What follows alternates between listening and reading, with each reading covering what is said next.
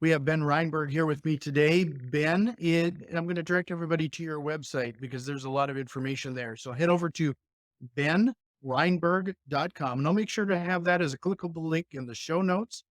But really appreciate your time, Ben, as we talk and dive deep into commercial real estate investing. So thanks for your time.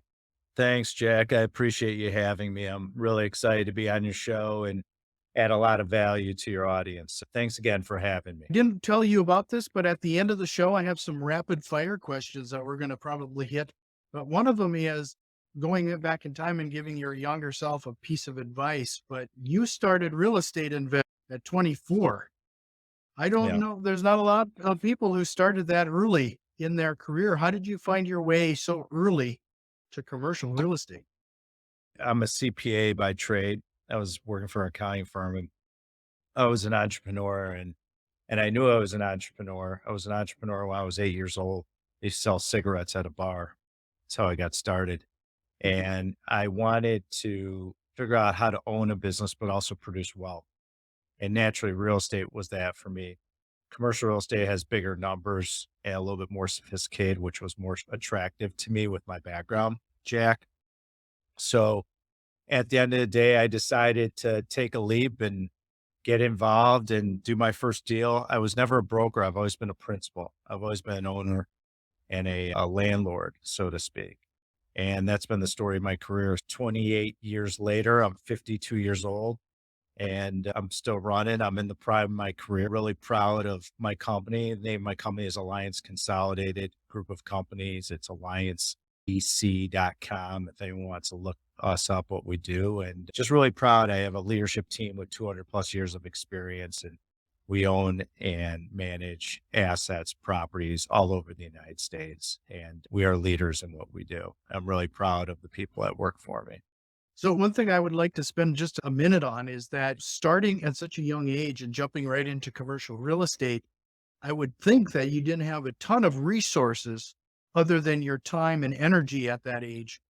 What were some of the tactics or strategies you found most useful to get into the game? I just I pulled the trigger and I took action. That was why I started. And what I would do, Jack, is when I was younger and I was 23, 24 years old, I did something called shoe leather. I used to wear leather shoes and a suit every day. And I would go out and I would canvas. I would look for properties to buy. And I'm from Chicago. I currently live in Southern California in Laguna. And my office is in Newport Beach now, my West Coast office. That's where I sit. But I was born and raised in Chicago, and Chicago has a big office and industrial market. And so I got involved in industrial when I was younger, and I found a deal. And at the end of the day, I decided that I'm going to ask. So I asked someone at the accounting firm, a client, to help me. He did. He was from the West Coast. He was very generous with his time. He didn't charge me because I didn't have any money. He just wanted to see me successful. He really liked me, gravitated to me. And so I did my first industrial deal and I tied it up and I went and raised a few $1,000,000 in a few weeks, all by shoe leather, hustling. Didn't ask family, didn't ask friends, just went out and just started hustling, meeting people and introducing myself. I was successful to get the debt. I got the debt from a local bank near my hometown. And long story short, I bought the deal and sold it for a really nice multiple. If you're in multifamily, they go by multiples. For me, I go by IRRs and total returns. But if you look at it, it was probably a 3x multiple, my first deal, and that launched me. And it gave me the confidence. And then I kept rolling in 10 million square feet of buildings that we built and hundreds of assets that we've acquired and funds that we've raised. It's just been amazing story so far. No one taught me the business. I had to be self-taught. And now I'm doing a lot, like you said previously, personal development, because I wanted to work on myself and improve so I could be a better employee and businessman and family man and want to be the best version of Ben Reinberg that I could be. And I didn't learn that when I was younger. For me, it was all straight hustle and common sense and networking and developing resources. And now I've realized there's another component to success as well. And that's fulfillment. And that's what I'm looking for, is to find that fulfillment in my life. And it's interesting how life evolves. When you were that young starting off and you said you spent a lot of time hustling and meeting everybody you could, did you find that at that young age you found it hard for people to take you serious? I was pretty well polished when I was younger. I was a CPA. I read a lot and I studied. And I think, yeah, I was younger. Now, if you look at my hair, I'm fully gray and I got the gray little beard going on now. At And least you that's have something on your hair. yes, I'm very blessed with some Mm. hair. But at the end of the day, yeah, I did. I still have a baby face and I look young. I'm 52. People don't think I'm 52. And that's, God bless me with a young face. And obviously in Chicago, I didn't see the sun as much. So maybe I stayed young. And like you are in North Dakota, I'm sure you don't see the sun like we did in Chicago. And so at the end of the day, I just basically used the facts. I was paying a good preferred return. It was a great asset to syndicate, to be my first syndication. And long story short, it was a numbers game for me. And I was persistent, and I was not gonna go home and sleep every night unless I knew I was creating success. I was so hungry. I still am. Don't get me wrong. I was so hungry and determined when I was young, and all I had was energy. There's a saying like piss and vinegar, and that's what I had. I had a lot of that. I had that aggression and that drive saying, "I'm not leaving without raising money. I'm not going home at night without having commitments of money." And that's what I told my mind. It was a lot of my mindset. I didn't understand that when I was younger, this whole mindset game, but I realized that was my mindset. My mindset was, you're going to have to bury me before I stop raising equity. That was my mind. I'm going to get this done. I'm going to get this deal done and I'm going to grow and keep going because this is what I was destined to do. This is who I am. This is what I want out of life. And I'm going to do whatever it takes to get it. And that's what I would tell your audience is, especially if you're younger and you have that energy. I don't have the same energy I did when I was 23, 24. When you get in your 50s, you lose that. However, I'm a lot smarter than I was 30 years ago, so to speak. So at that day, my recommendation to anyone there is just go out and do it and be hungry and be determined and know that you can do it. And don't let anyone tell you the word can't or wouldn't or shouldn't, because you can do it. And it's just a matter of drive. I didn't have any experience, Jack. I just had to go out and do it. And no one gave me the playbook and said, here it is, Ben. Here's how it works. This is how life is going to work. This is how business is going to work. This is how you address challenges. This is how you get financing, how you raise money. This is how you find deals. There was no playbook for me. And what's interesting is in these times with the internet and social media and all the information out there, you can get up on the learning curve a lot easier than I did when I was younger. There was no internet to play with. It was all stamps and envelopes and hard checks and green ledger paper and meeting people in person. That's what I had to do. But it taught me a lot about communication and made me a better businessman in the end. So very grateful for my past. A lot of people have a hard time getting through that analysis paralysis. You kind of just jumped right in full bore, off and running. Did you sit down and decide, okay, I'm looking for this outcome. These are the activities I need to achieve. How did you find the motivation to just plow ahead like this? I felt that if I found the right asset to buy, the money would come. I would figure it out. That was my mindset. And I found the right asset. I paid a great preferred return to investors. But when you're younger, you got to give away the store. I think I gave 80% of the deal away at that time. I don't do that anymore. It's a little bit different. We call it the privilege now. But at the time I gave away the store, it's so attractive for investors. It was hard to say no. Okay. So the hard part was getting a loan. So I had to go to my godfather who sat on the board of a local bank, and his name was Bruno. And I said to him, I go, Bruno, I need some help. And he said, why don't you come in and see me and have a cup of coffee? So that's how it was. You would go see people. It was really cool if you think about it. So I went to go see him and with my hat in hand, and I was a poor schlepper at the time. I had no money, no credit, nothing. And I said, I need help. I said, I need a loan. He got me a great loan. and it got approved. And I went ahead and closed, and he was a big part of my career. God rest his soul. He's no longer with us anymore, but he was someone that was a good influence for me. He was there for me when I needed, and he gave me a lot of guidance. He gave me a lot of thoughts, and he said, "Look, I believe in you. We're going to give you this loan. I know you're going to do well with it." So the first week, Jack, I bought it. I lost 45% of the income. Okay. If you want to talk about a scary situation, how do you battle yourself? So I raise all the money. I get the loan. I have a challenge. I solved it. I made it a 210 industrial property into three, and I sold it for a 3x multiple. And what that taught me, Jack, was persistence and drive and showing up to work every day and working hard and having a good work ethic and giving and networking and doing all the little things were going to create success. And I learned that at a young age. This deal that I'm talking about taught me a lot about life. It taught me a lot about the business, which really catapulted me because commercial real estate is a very sophisticated game. It's a lot different than residential and buying houses and rehabbing or even some of the multifamily type product. And so you have to really step it up. You got to really teach yourself. You got to learn. You got to develop resources and become resource rich. And those were all the things I learned. And that one deal taught me and established the foundation of how do I carry forward to create a career out of this business. That's how I got started. Is this how you typically tackle all of your business endeavors then? Just tackle head first? I can't imagine a better learning scenario than figuring it out as you go. Yeah, I'm a little bit more strategic now and I got a lot more money in the bank, which helps. So I could deal with risk a lot different than I used to.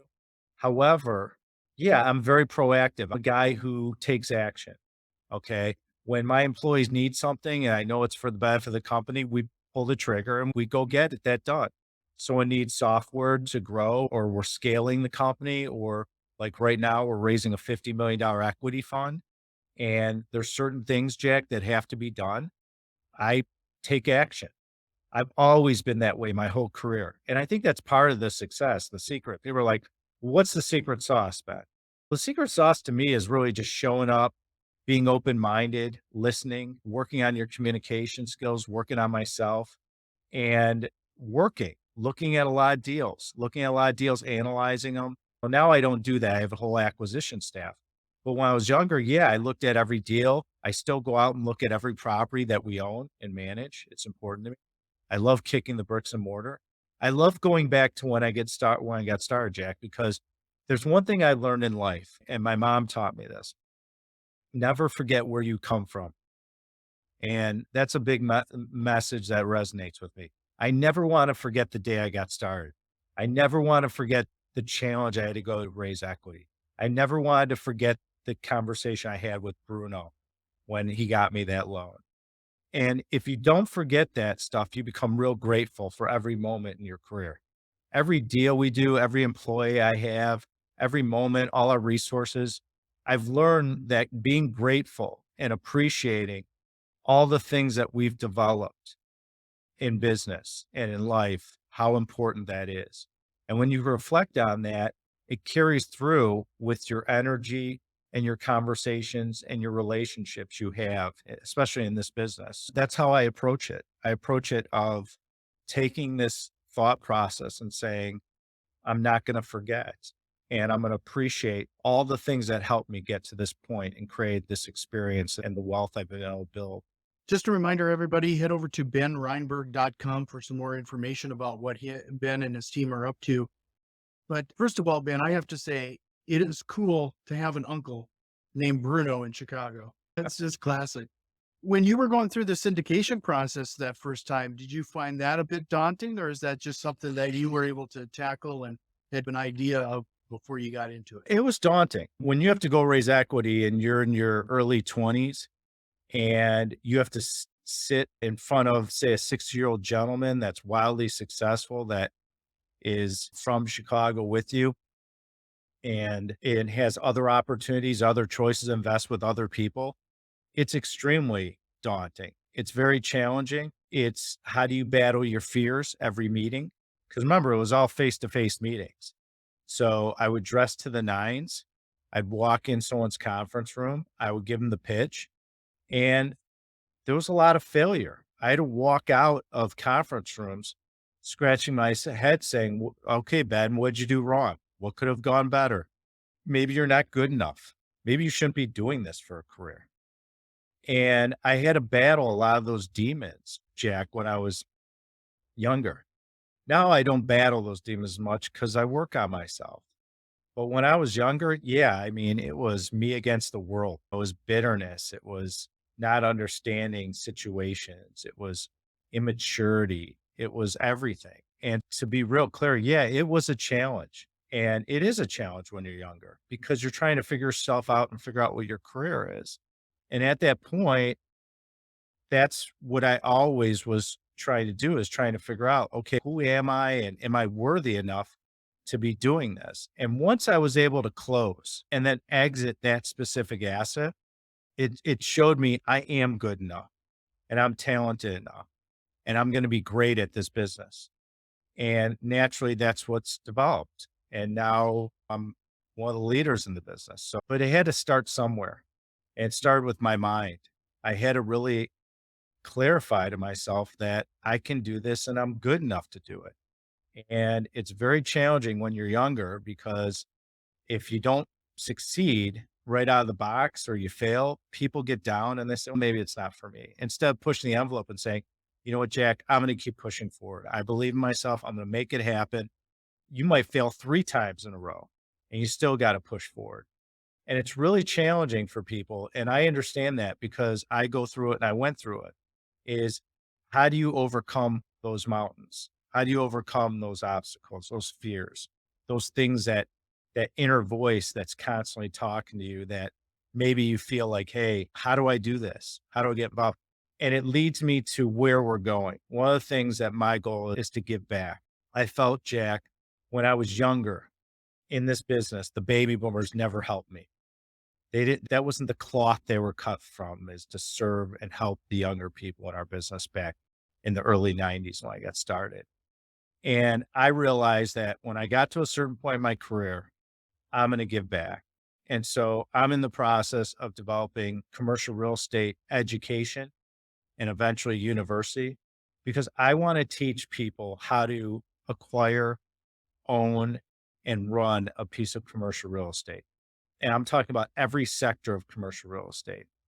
And that includes medical office, what I do. It includes office space. It includes retail, industrial, hotels, self-storage, everything. Because what's important to me is there's some person out there that comes from an environment that feels like they don't have a chance in life. And I want to change that. I want to be able to give back and teach that person from A to Z that they can create their own wealth. They can create a legacy for their family. Being from Chicago, I use this example. I said, what if like a young man or woman from the South Side of Chicago comes from a real rough neighborhood and they can't see the trees in the forest because it's just the environment they're in and there's no way out. What if I could give them a way out? What if they could buy their first deal and it catapults them? And then what if they educate their kids and send them to college? And what if their kids do the same? What kind of legacy and what kind of impact would that have on people if someone gives them a chance? Someone gives them the opportunity that no one did, that they can be part of a wealth building business and they're going to hustle and be persistent and they're eager to learn. And there's people out there that want that. It's just no one's giving them a shot. No one's giving that mentorship or someone holding their hand and saying, you know what? You got this. We can do this. And I believe in you. And it's those words that are so important is I believe in you. Because how many people say that to you when you're an entrepreneur? I remember my mother said that to me and it had a real impact on me. She was very impactful on me because she said, no matter what, I believe in you. Go out there and do it. And sometimes you need someone in your ear to block that inner voice to tell you how important you are in life and that we're on this earth, we all serve a purpose. And I think that's really important for your audience to know that I believe in you and that Jack believes in you and that there's people out there that can help you so you can get over all your fears and that inner voice that's telling you maybe you're not good enough because you are good. That's really striking the way you just said that, because I don't know about most people, but I think as entrepreneurs and getting into real estate investing, we usually, from our friends and family, hear the opposite. They focus on how risky it is, or they almost try to talk you out of it versus finding the support you found in your mother. You're absolutely right. It seems they always say, like, you're a product of who you surround yourself. Show me your friends, I'll show you your future. One of my mentors always said that. And I agree with him. It's so true.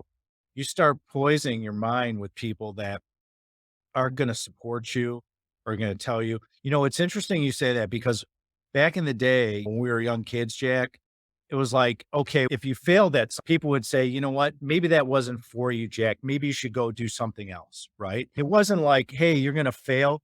Get up off your feet and keep going. Don't cry about it. Don't complain. Get up and move forward. What if someone said that to you instead of saying, you know what, this is maybe not for you, that you should be doing something else, a different career? That's the difference. That's the support you need. And if you hang around with people that don't support you or don't help your vision, you're only hurting yourself. And I've done that at a young age. I was bitter. When people didn't believe me, whatever, I would just shut them off. I still do that a little bit, but not as much. But because to me, it was like, wait a minute, someone doesn't believe in me. Why am I going to listen to them? I'm going to put up the iron curtain and say, you're not in my circle. I'm not listening to you. I'm not dealing with you. It's too challenging. And that's what I advise people is really focus on the people you hang out with, who support you. What's great about going to like masterminds and networking events and different conferences is that if you go to a conference and there's a bunch of entrepreneurs, forget about commercial real estate. You're all going through similar challenges.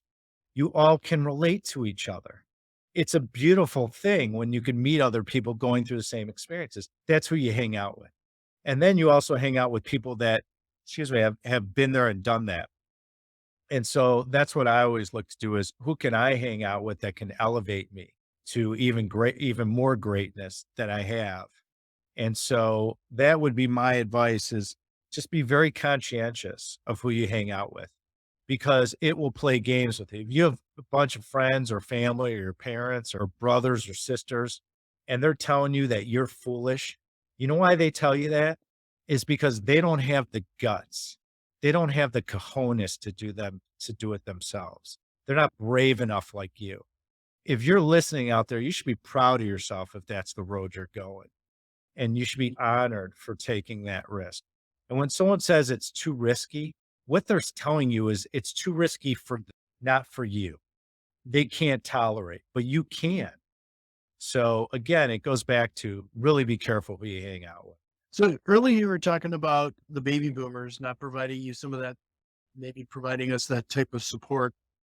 There's that level of that scarcity mindset. And I'm guessing now that you have a ton of experience with some of your students and those people that you met. Talk a little bit about once you broke through that concept of that scarcity mindset and now they're helping each other and helping their community, how their business actually grows because of it. It grows tremendously when you can open up your mind and say, hey, I'm going to make an offer on this property instead of being fearful because maybe you're fearful you can't put together the capital stack, which is the equity. And maybe you're fearful you can't raise money or get a loan, or you have the ability to find resource to help you manage it if you don't have your own in-house management company like we do at Alliance.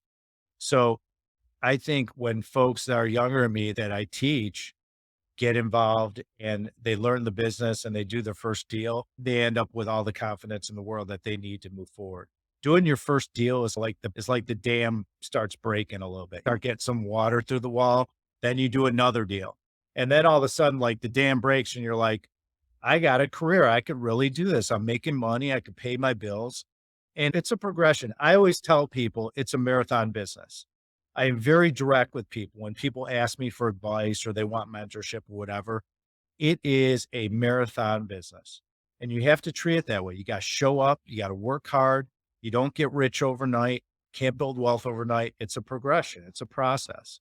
And that's really important for people to know. But at the end of the day, once you do your first deal, that's when you realize, hey, I see how this works. I've learned some lessons along the way. This is something that I could do to make a career out of this. It's amazing how that works, isn't it? That first deal, I've told people time and time again, that first deal is always the hardest. Once that is done and under your belt, it's amazing how things just snowball from there.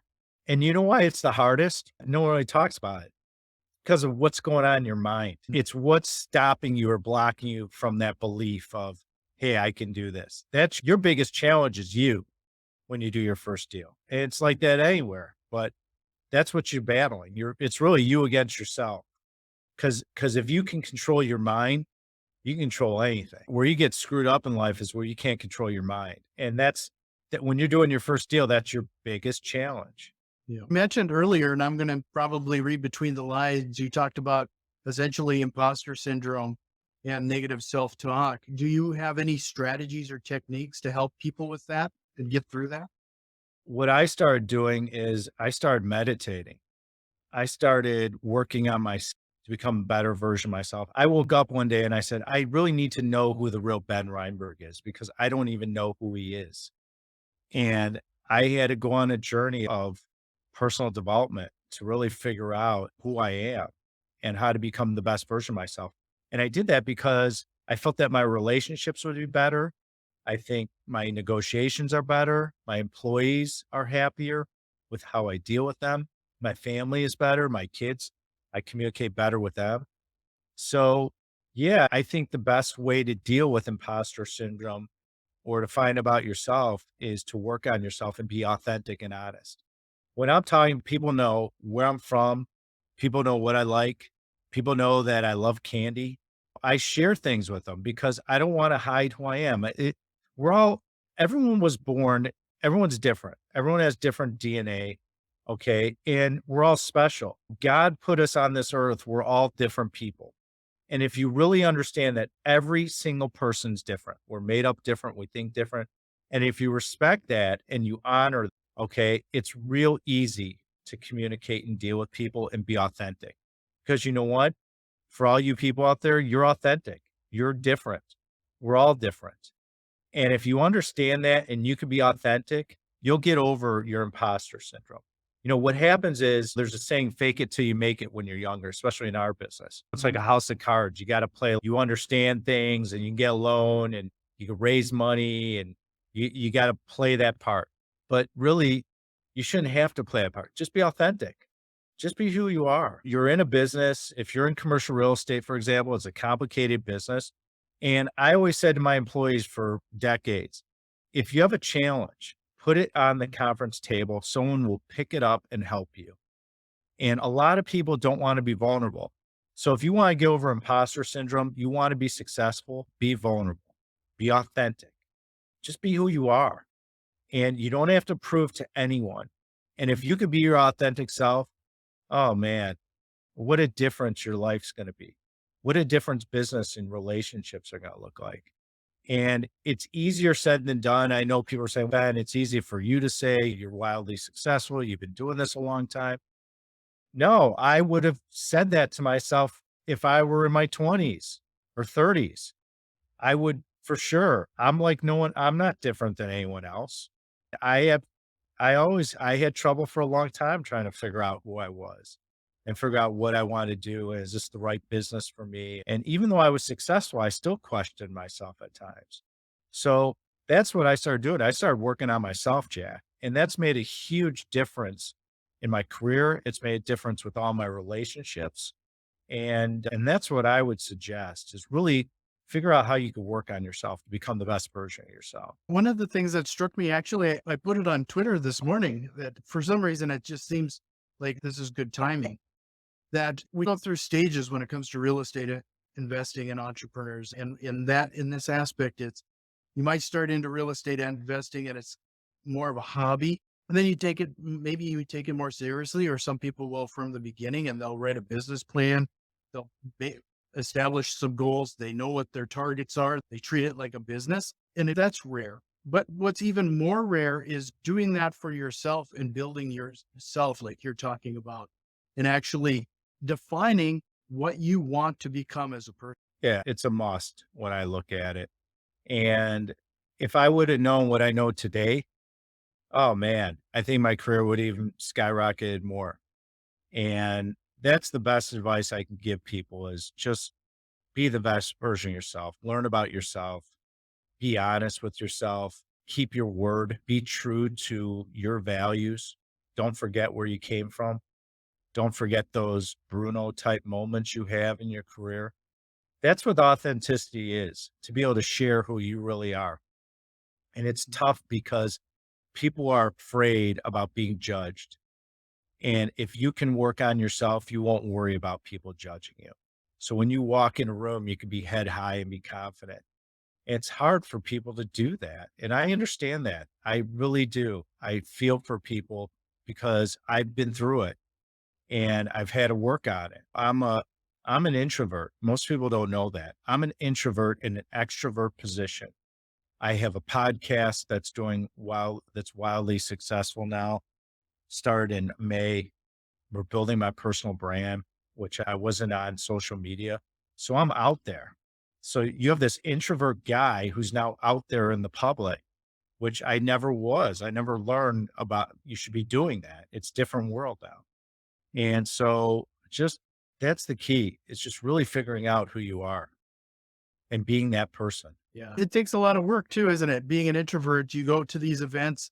I don't think people realize that I'm very introverted as well. I go to any kind of networking event. When I'm leaving there, I'm not exactly charged at the end. It consumes, there's a lot of energy that's spent to get through certain things. Yeah, I'm the same way. Now I'm a little bit different. I'll walk into a room with a lot of confidence and because I've been working on myself. But for years, I hated going to networking events. Okay. If you told me, hey, go to this mastermind and learn, I would have said, you're crazy. I'm not going there. I don't feel comfortable. Or I would be motivated to meet people. And so the fact that I'm able to raise money as an introvert and figure it out is it's like I wear a mask when I was really shy and I had to mentally convince myself like you're not going to put food on the table or eat, Ben, if you don't get out of your own way. And that's how I dealt with it. I said to myself, like, I can't make a living unless I change. And it's tough. It's tough when you're an introvert. It's tough when you're shy. It's tough when these are experiences you go through as a kid that happen of why you do things. And it's a battle. It is. Yeah. Yeah. More times than not, it was because out of knowing that it had to be done and out of sheer discipline and will to go to some of those things versus anything else. I wanted to spend I've chewed up more of your time than I had planned here, Ben. So I hope that I'm not stepping on anything. But I No. wanted to spend a little of your time, spend a little time on talking about your current project and what you're focusing on now. You mentioned the medical part of it, but the commercial medical aspect is really interesting. We haven't had anybody come on the show talking about that. How did you find your way to the medical aspect and what type of projects are we talking about here? Years ago, we had a meeting with our investors and we said, what produces current cash flow that we could provide some upside? And we looked at, we said, well, what about medical properties? At the time, we could buy them at great yields. The human body's never going out of style, Jack. So we said, this is a great niche. And we started exploring it. And then we hooked up with some tenants to help us get up to speed in the business. And long story short, here we are 17 years later, thriving. We're in the process of raising a large fund to acquire medical and veterinarian properties. We got into veterinarian properties about 3.5 years ago. And it's been great. It's a great asset class. I feel it's the number one asset class in the world because the human body is your foundation for your tenants. And so that's what we're working on. We're looking to acquire more medical properties and use the funds that we're raising in this new fund. And I'm really excited about it. I'm really excited because I love this environment. I love the ability. I think there's going to be some great opportunities forthcoming. What are some of the aspects when you're looking at these properties that you would be seeking out that a traditional commercial investor would be missing? We have specific criteria. As long as it meets our criteria, we'll end up acquiring it. We look for certain density in a community. We look Okay. in certain regions of the United States to invest in. We're very meticulous. It has to fit our box. It's got to have rent growth. It's got to have significant investment by the tenant. So if something meets our criteria, we'll end up acquiring it. And so we're very specific. It took us about, for medical, it took us 17 years to really develop that great criteria that creates success. It was a learning process. Just one last reminder, benreinberg.com. I'll make sure to have that link in the show notes again. But Ben, this was really enlightening. I really enjoyed our time talking about the mindset and a few other things there. I feel like we could have just continued to go down that rabbit hole. But I do have a few rapid fire questions that I'd like to hit you with, and then as we close this one out. So here's your chance to bust a real estate investing myth. What is the one thing that you've seen that's promised time and time again from all of those real estate investing gurus out there that's just not accurate? That cash flows are always ascending when they're not. How real estate works, especially commercial real estate, is if you ever ski in like mogul, like hills that go up and down, that's how real estate cash flows go. If you look at a career, you're going to have some where there's minimal cash flow, some there's more. And the other thing is, I'm going to give you a second one. I'll give you a bonus. The other myth is everyone thinks location's most important. That's a fallacy. Location's important for real estate fundamentals and competition, exactly. But the key to real estate, especially commercial real estate, is the ability to hold.